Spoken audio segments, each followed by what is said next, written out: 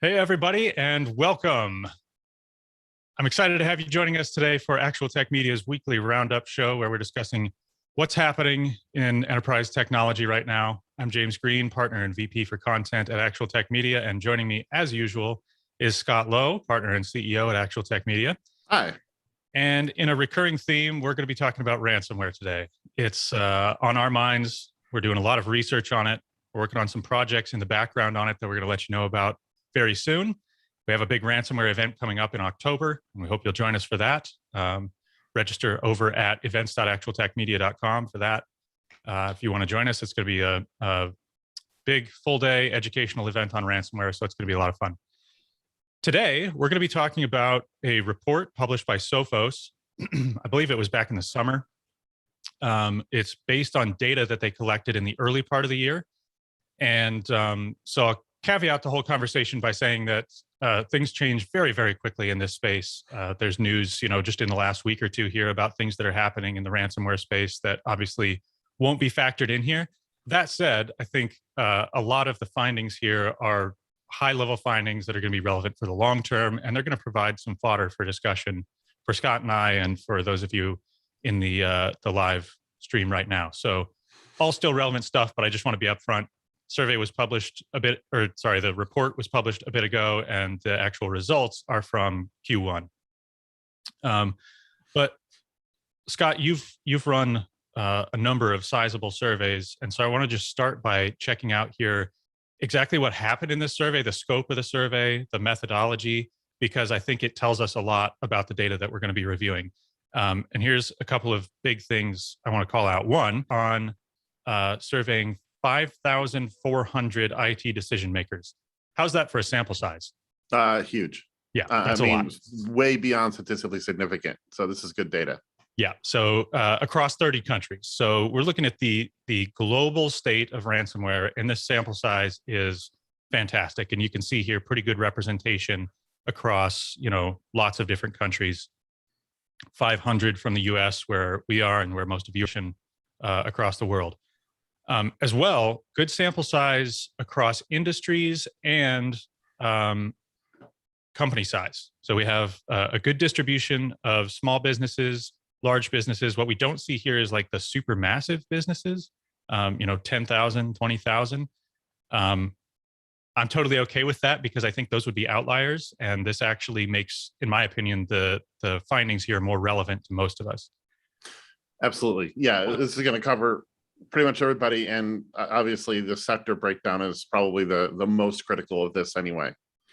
Yep. And about the sectors, one thing you may want to touch on here, Scott, is it looks like we have a disproportionate number of people coming from the IT, technology, and telecoms sector now. We don't. That's not real. I mean, that's one of the things like audience. Often they'll just choose that by default. So there's probably a significant number of people from that sector, but I would be willing to bet that it's number of respondents identify as IT practitioners and mistakenly chose that as the sector that their business is from. Yes, so and we see that with our own research. Yeah, we've seen a lot of that. So agenda for today, we're going to look at, I think I have 4 or 5 of these key findings that I found particularly interesting. We're going to talk about those. Then we're kind of got to skip through and look at some of the interesting charts in here that, dive deeper on some of these findings that were really interesting. And then at the end of the report, Sophos has given 6 recommendations for how you can be prepared and ready for ransomware. And so we're going to as prepared as you can be. And no surprise, the very first recommendation is assume that you're going to get hit, which I think, we say the same thing. The only way to be adequately preparing is to prepare under the assumption that you're going to get hit, but we'll get there later. Okay, key findings. 37% of respondents' organizations were hit by ransomware in the last year. Now, we're going to talk in a minute about how that compares year over year, but that gives you some idea of out of globally 5,400 people, 37% of them. That's crazy. Scott, How does that compare with what you'd have thought? I would have thought it'd be higher. And there's so we're going to probably dig into this a little bit more, but that's obviously a big draw. They did research before in 2020 when they did the research again. I don't know if that's fewer people reporting it as being a successful breach, or if ransomware actors are just being more targeted in their approach, almost taking, like in the marketing terms, an account-based marketing approach. Wow, I hadn't thought of that, but that's exactly what they're doing. And that's my sense, is the latter. It's not that less people are reporting it, or that necessarily less people are in the crosshairs, but I think the bad actors are focused. It's less overall. Hold that thought. I have a chart and more thoughts there in a minute. Jump down to the third bullet. 96% of those whose data was encrypted got their data back in their most significant ransomware attack, which is interesting. They say this in a number of pieces, in the most significant ransomware attack, which tells you some of these have been hit more than once. Yeah, which is wild. But 96% of those who had their data encrypted got their data back. So this is interesting. Did they pay the ransom, or did they recover? Well, we have some data on that too, but in a little bit here when we get to the detail, is 96% got their data back, but there's actually a startling statistic later that says they didn't get it all back. So yes, there's we've heard that more and more, that they're getting lots of it, but not all of it, and that can be debilitating as well. Yeah, and I mean, what if you get 90% of your data back, but the 10% you didn't was the most critical? I mean, you might as well have not got any of it. So yeah, very interesting there. Okay. The average ransom paid by mid-sized organizations, so this is taking out the whales that they're targeting because they're an outlier and highly profitable. For the average mid-sized organization, they ended up paying $170,000 in ransom. That's interesting. I don't even know how to react. I don't know if that's more or less than I would have expected. I would imagine that's really based on company size. Like for a company like us, well, that's going to be problematic. That's a lot. For a 5,000 employee company, it's probably it's a cost of doing business. I mean, to a point. So what I've been seeing is that the bad actors are being very specific about what they demand in terms of a ransom based on what they think that organization could afford. So it used to be very shotgun, just, everybody owes me a Bitcoin. Now they're doing their research and saying, based on the size I think your company is, what your revenue might be like, I'm going to demand this much. So they're getting very specific. Now, interesting caveat here is this says the average ransom paid, and some paid the ransom, some didn't. But that's just the ransom. That's not the financial loss due to this event. That's only the ransom. And in a lot of cases, even when they paid the ransom, there's a bunch of other collateral damage as well. And I think we have some statistics on that later.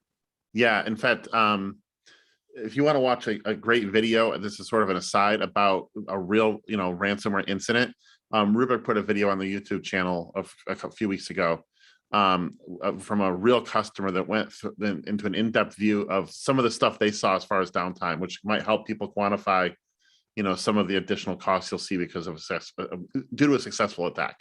Yeah, I actually have it pulled up here. I'm going to paste it in the chat. So if you're watching, you can grab this, or if you're watching on demand, there it is in the chat. That's the Rubrik video Scott's talking about. One of the things I think was most striking here is that the average ransom is over $170,000, but on average, only 65% of the encrypted data was restored after the ransom was paid. That's the point we were talking about earlier. That's terrifying. Yeah. So compare that to, I'm a little confused by this. 96% of the people whose data was encrypted got their data back, but only 65% of the encrypted data was restored. Yeah, I'm not sure if that means that 96% got 65% of their data back on average. Yeah, I guess. I don't know. The story it tells is you need a more reliable method than a decryption tool to get your data back. I mean, you cannot assume ever that even if you pay the ransom, you're going to get your data back. Just barely more than half actually were able to get all their data restored. Okay. Last point I wanted to call out here was, okay, so here's the discrepancy I was talking about. They paid a average ransom of $170,000. However, the average bill for rectifying a ransomware attack, considering downtime, people time, device costs, network costs, lost opportunity, ransom paid was $1.85 million. That's a lot. So what's that, like a 20th of the, or no, a 10th? A 10%, about just under 10%. Of the cost of the whole was the ransom, but then 90% of the collateral damage was other things. So again, the strategy has to be lots more robust than just, I've heard people say, well, I looked into being protected against ransomware. And when I realized how much it all costs, I decided I'll just pay the ransom, which I get how at a very, elementary level, that seems like it would work. The flaw in the logic is you're not going to get all your data back. And there's a much more significant cost than just paying the ransom. There is, but I wonder if they hadn't paid the ransom, if that cost would have been even more because of additional downtime, people time, device cost, all that good stuff. So I wonder if this is almost a best case scenario in some ways. And I'm not saying you should pay the ransom, because I think that's for each incident to take on a case by case basis. But in this case, it was almost $2 million to recover, but would it have been for? Right. Yeah. Well, and so I'm not sure if this is factored in there too, but what about funds you've already spent on ransomware defense mechanisms that may or may not have gotten you all the way there? I don't know if that factors in, but that's that's another way to look at it is, if your goal is to not pay the ransom, in theory, if you've spent some money up front to get prepared, you might find yourself in a place where there's a ransomware attack. And I actually haven't watched that Rubrik video you talked about yet, but this may have been what happened to them. I know there are good case studies out there of companies who were well prepared with a tool like that, who got infected, may have started to spread widely, and then they basically said, oh, no, we're ready for this. No ransom. We're going to, boom, restore this stuff from, whatever, a couple hours ago and get back to work, and we'll lock it down. And so that's obviously the ideal scenario. And we work with lots of partners who can, I believe, help you get there. But you have to be convinced that obviously costs money. You have to be convinced that in the end, that investment is going to cost less than $1.85 million to, on average, to rectify the attack, which it may very well. That's very likely if you're a small business. Absolutely. Okay, cool. Let's move on to some of these charts that are interesting. This one looks at year over year. So we talked about this at the beginning. 37% of organizations in this year's respondents were impacted by an attack, which is down quite a bit from last year and the year before, and 2017. And what they speculate, and I agree with this speculation, is that it's not that there's any less of a threat. It's that the attackers are getting more focused. They're narrowed in on high profit targets. What do you think? Absolutely. It's a return on investment. Approach to some point. You can just do a shotgun approach, which is basically what we've seen up to this point. Whoever gets hit pays some small ransom, or you can go after a more targeted set of victims that have deeper pockets, known security vulnerabilities, or that have data that's more enticing when it comes to an exfiltration need or desire data, to steal the data as well. I believe that I would expect to see some drop based on the fact that we think we're seeing more targeted attacks, but this was pretty significant. So when you're going after those higher potential profit targets, chances are good that they may also be more prepared. And so it's also a harder target. And so Sophos comments that, it's an increased focus, but also, as you said, an ROI thing. It's actually going to take more hands-on keyboard, bespoke hacking to get in because they're more prepared. Hacking. Was that too nice? That seemed like a good thing. No, that's just an interesting way to use the. It's going to take, as opposed to automated phishing tools that are very scattershot. Right.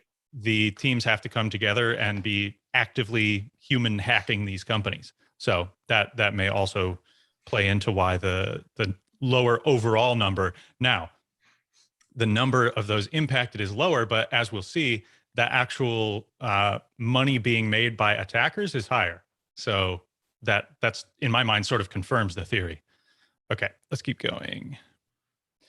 So this follows the money. Bigger company, bigger money, bigger opportunity for the attacker. This is this is not the one. Keep going. The one after this. Yeah. So I don't have enough of a global view of this to understand why India is, being hit so much harder.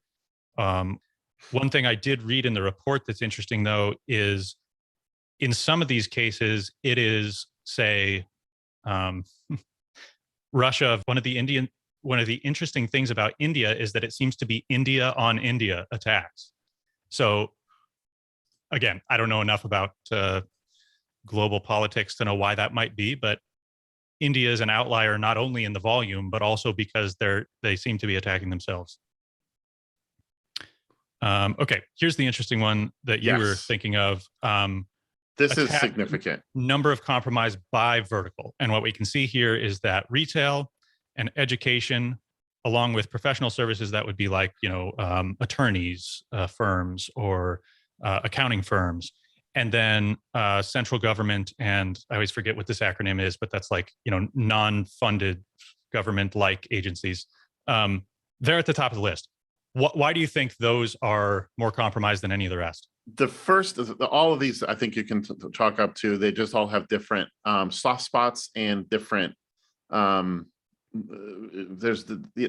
so retail, hugely distributed in a lot of cases, means that there is ample opportunity to infiltrate an organization. I mean, we heard about, even, Target, for example, a couple of years ago, got attacked to their HVAC system. There's all kinds of these tools that are spread out among dozens, hundreds, or thousands of locations where it's going to be easy to find that internal foothold to make something happen, like a ransomware attack.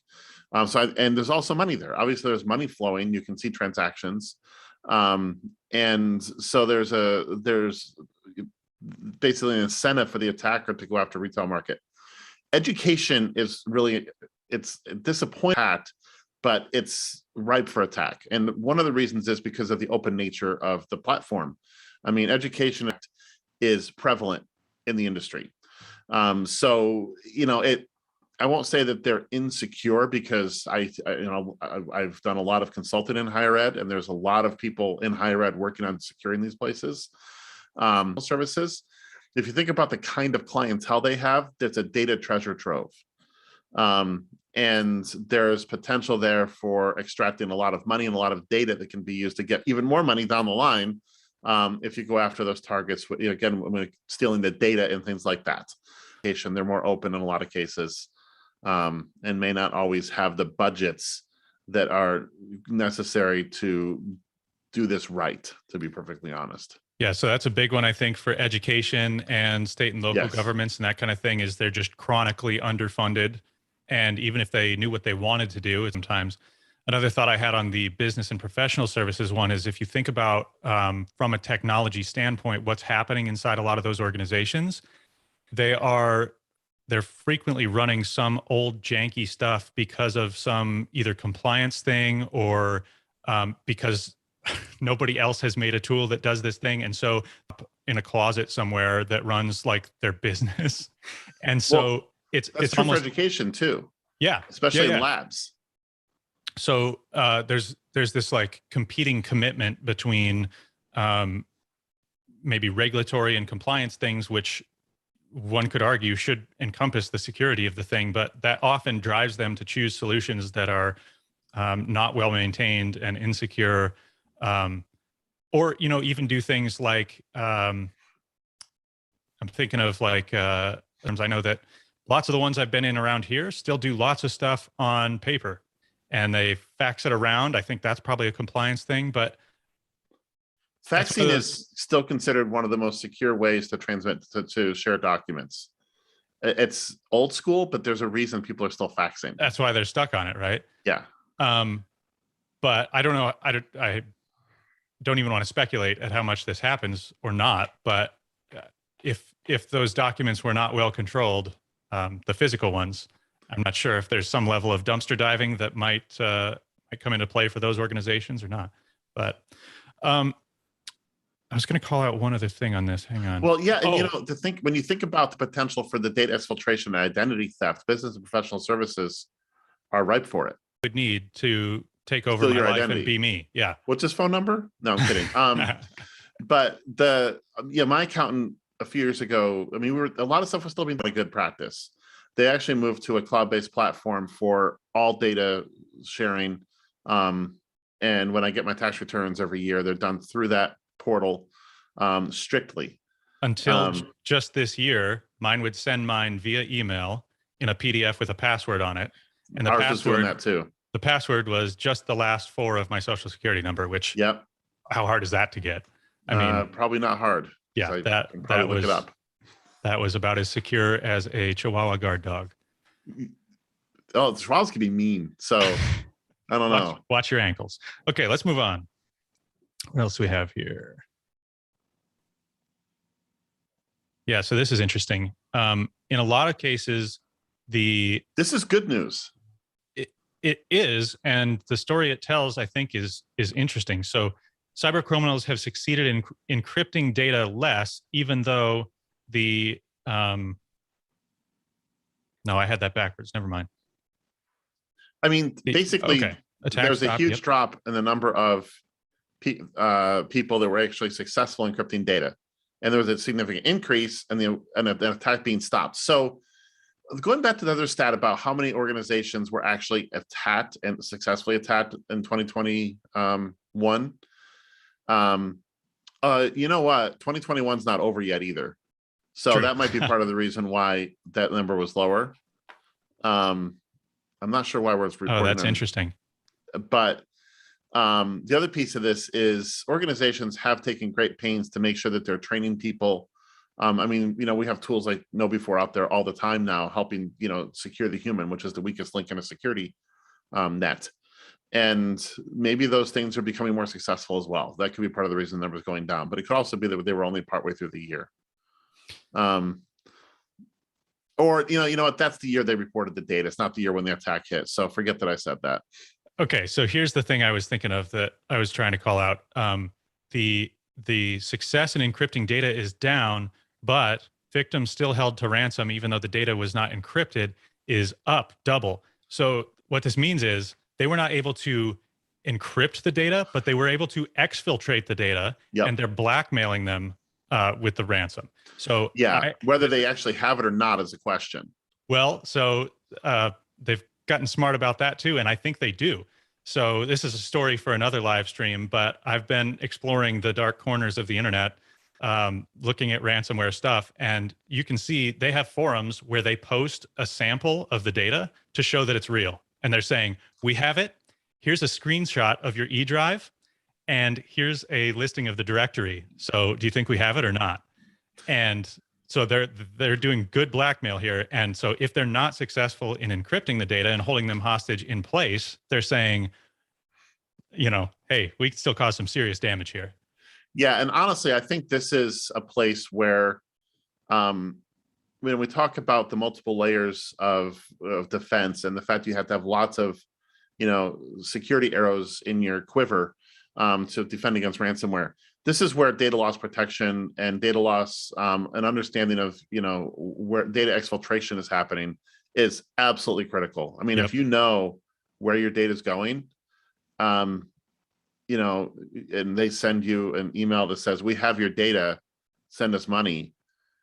I mean, if you can be reasonably sure looking at your data loss tools, that data loss prevention tools, that nobody got your data, you don't have to pay the ransom. Right. I mean, it's a calculated risk, but it's one based on data. So I'm going to speed ahead here. I want to get to the recommendations. Interesting thought, though. I'm going to tie this back to an earlier chart. So if you look here, M&E and... What do these numbers mean? I can't see the... Sorry, the ability to stop the attack. No, where's the key? Oh, it's down here. Sorry. Okay. So the higher the blue bar, the more they were compromised. So where we see the blue bar low here at the top, the dark blue bar, sorry, that means they were not able to encrypt the data. And so I have a thought about, I'll scroll back down so you can look at that while I talk. The ones that are showing a lower success rate on encryption up here at the top of this chart. And I'm going to tie this back to, we were saying that retail and education and companies like that are often hit. Both of these statistics make me think about part of the goal of the attacker is, well, I mean, the whole goal in a lot of ways is disruption. I think that, for example, retail is such a great target, not only because of their soft spots, but because the disruption is so nefarious. Like if the storefronts are shut down, that's everything to the retail organization. There's other businesses that wouldn't be hurt as bad if things were locked down like that. So to Right. put it in the context of this chart, I think that distribution and transport, for example, are having the most success because they're the most aware that I cannot let this happen. Because if the distribution network goes down, that's the look. Remember the Suez Canal thing? Like, Well, yeah. That wasn't ransomware, but imagine that it was in the same situation. The distribution chain goes down for a day, 2 weeks because of ransomware. The collateral damage of that is global in scale in some cases. And so, it was. I mean, especially for the Suez Canal thing, it was.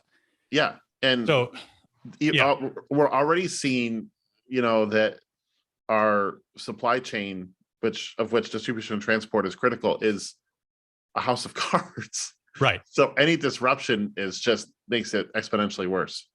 So if go back and look at this later, see if my suggestion here checks out. I think it may not be perfect, but the better they're doing, the more likely they are to be keenly aware that a major disruption is going to be a death knell to their business. All right, let's jump ahead. I wish we had time to go over more of these, but Wait, we go can back wrap up. it up here. I want that one that paid the attack versus didn't is really interesting. Up one more. Oh, sorry. This one? That one.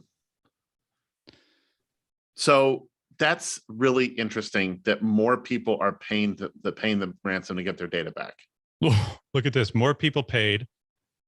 Less people used other means to get data back. This is bad. Just slightly more actually got their data back. So that's about the same, but wow. Okay. Interesting. So yeah, folks, we want to move this in the other direction, I think. Well, if we can, that's the thing. May not be able to.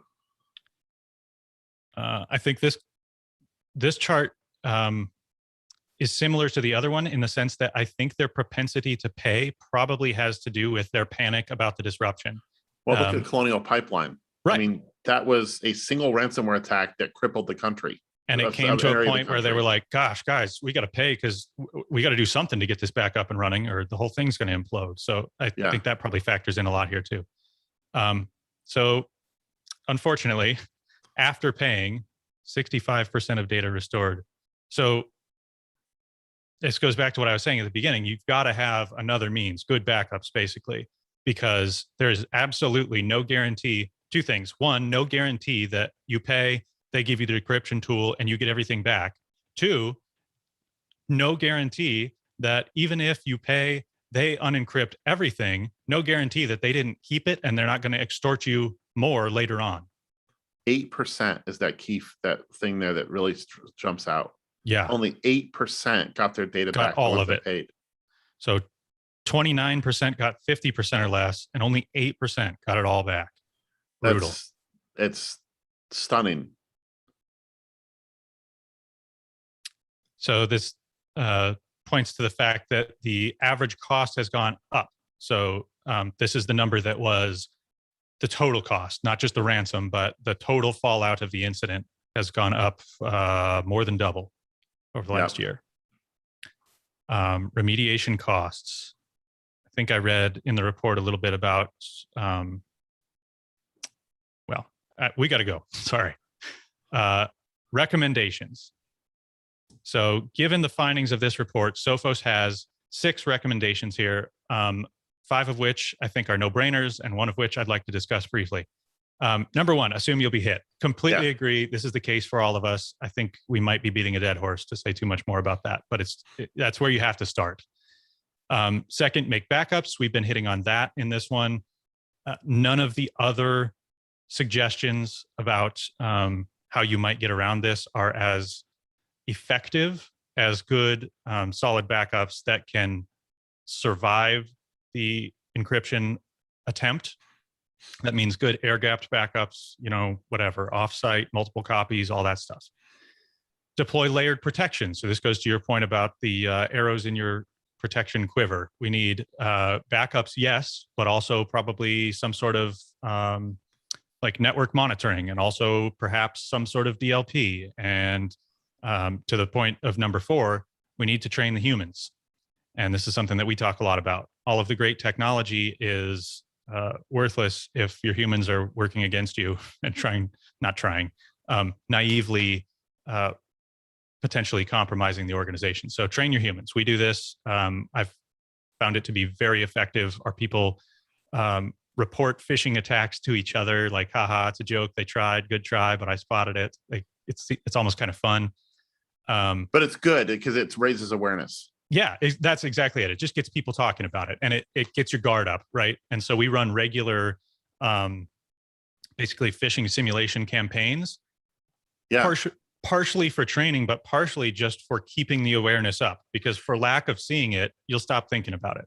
And if anybody thinks he was joking about us actually sharing some of the better attempts at phishing, he's not. I mean, and we have in Teams, we have a channel where we do sort of some fun stuff, and it's not that ransomware is fun, but we do actually report to each other when we see one that's particularly compelling. Like, haha, Scott Lowe asked me to go buy him some gift cards, Yeah. Which happens, totally happens. Yeah. Okay, so number 5, Sophos says, don't pay the ransom. Yeah, I don't think you can make a blanket statement like that. I mean, sure. I mean, if you have to make a recommendation one way or the other, that's the right recommendation. But it comes down to, if you don't have a backup that's any good, or your backup got sucked up in the compromise, getting only 65% of your data back is better than getting 0% of your data back.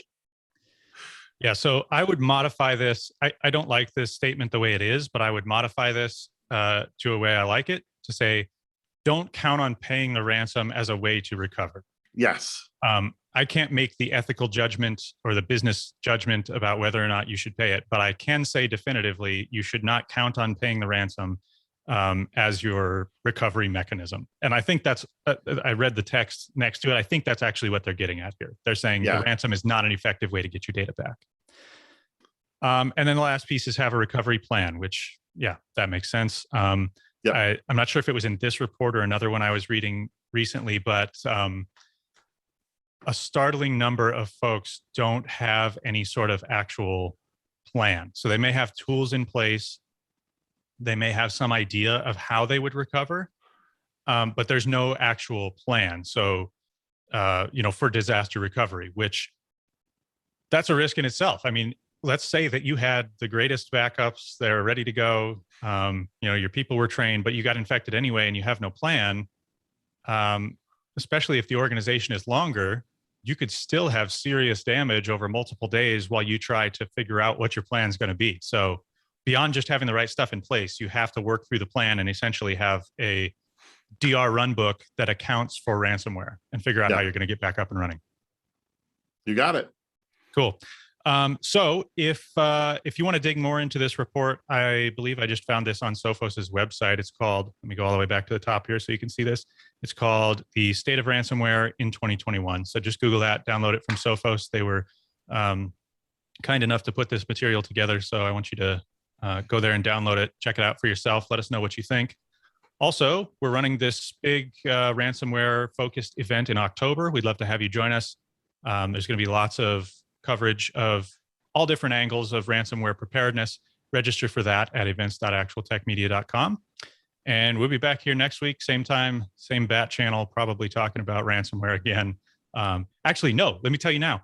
I have a special guest for next week who has some experience playing around with the ransomware stuff underground, like I was talking earlier, and he's going to come and share with us actually what he found, what that was like.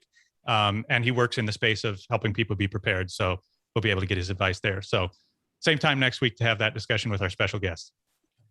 Thanks, Scott. Sometime in the next few weeks, we're going to be talking about IT careers as well. So on this, so we'll keep coming back.